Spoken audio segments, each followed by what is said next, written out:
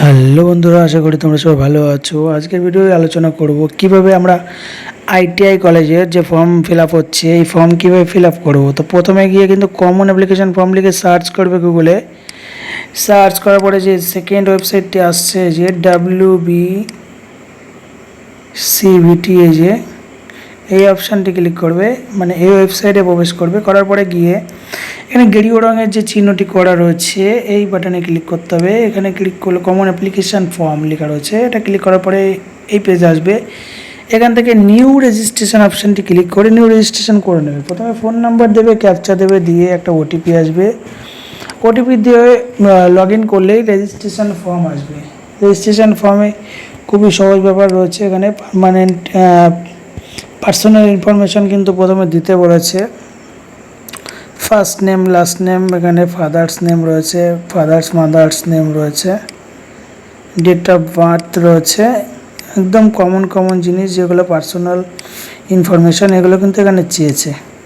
এগুলো সব পরপর সুন্দর করে দেওয়ার পরে কিন্তু নিচে অ্যাড্রেস ইনফরমেশনের অপশান রয়েছে। এখানে কিন্তু অ্যাড্রেস চুজ করে নিতে হবে।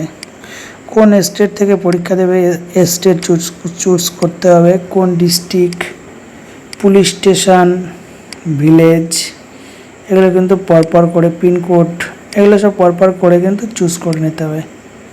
চুজ করে নেওয়ার পরে নিচে টিক মার্ক অপশানে প্রিভিউ রেজিস্ট্রেশন ডিটেলস, বা এখানে ক্লিক করে রেজিস্ট্রেশন ইনফরমেশনটা কিন্তু এখান থেকে সেভ করে নিতে হবে।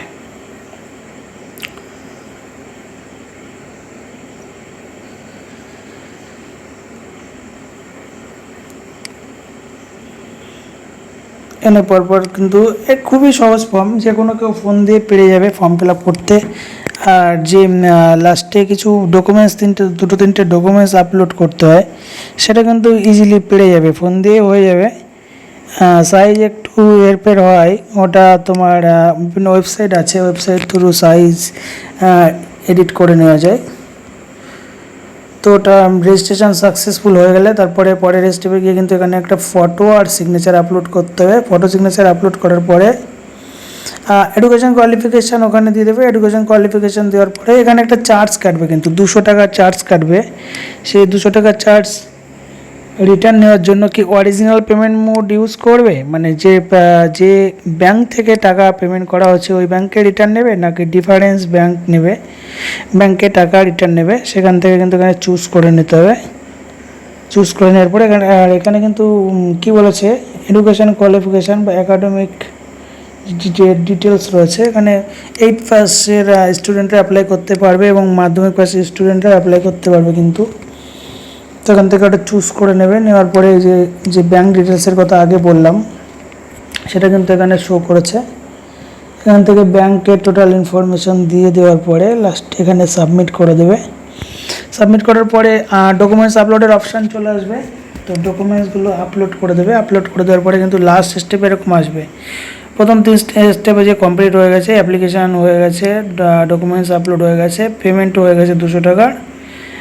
তারপরে 4টে স্টেপ বাকি থাকে। তো ওই 3টে স্টেপই নিজেদের করতে হবে। তারপরে ভেরিফিকেশান কিন্তু অটোমেটিক হবে। ভেরিফিকেশান হওয়ার পরে এখানে মেরিট লিস্ট দেবে, কোন মেরিট লিস্টের নাম আসছে। মেরিট লিস্ট দেওয়ার পরে কিন্তু লাস্টে গিয়ে এখানে অপেক্ষা করতে হবে কোর্স ডিটেলস বা কোন কোর্সে ভর্তি হবে, এবং লাস্টে গিয়ে সিট অ্যালটমেন্ট দিয়ে দেবে কিন্তু। তো টোটাল মাঝে মধ্যে লগ ইন করে নিজেরাই দেখে নেবে টোটাল আপডেট। তা বন্ধুরা, ভিডিওটি যদি ভালো লেগে থাকে একটা লাইক করে দাও বাস।